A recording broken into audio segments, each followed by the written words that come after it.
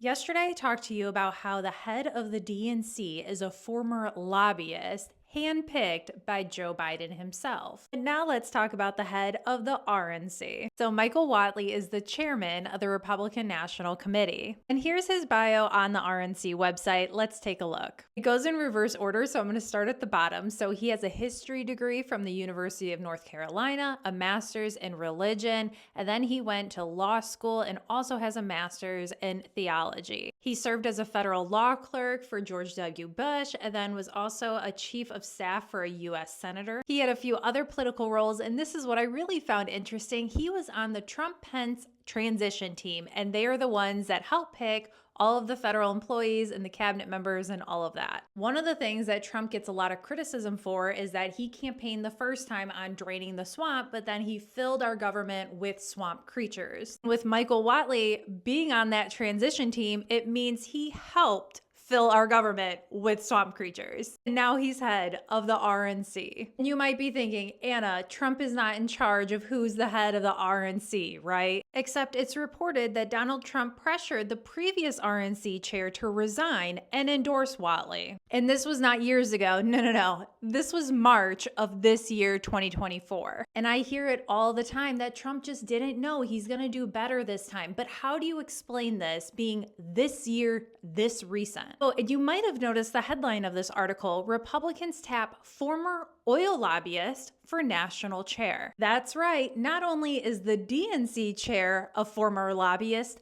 the RNC chair is too. And just like the DNC chair, this was conveniently left out of his biography. As a former partner at HBW Resources, a lobbying firm from 2008 to 2019, so very recent. And they lobbied on behalf of all of these oil companies. It's quite literally the definition of the swamp. And yet he's heading the RNC with Donald Trump's blessing, mind you. I also find this just fascinating. Laura Trump is Trump's daughter-in-law, and she is co-chair of the RNC. To me, this screams conflict of interest because they decide the rules on who is going to be the Republican nominee. And it looks like Trump handpicked these people to what? Did they make rules to favor Trump winning the nomination? It just doesn't make sense how we're not talking about this more. So Trump supporters, how are people that are not Trump supporters supposed to believe that Trump has changed if he fills the RNC with the swamp? And this is why many people like myself are so done with the two-party system. It's really the uniparty. Left wing, right wing, same bird.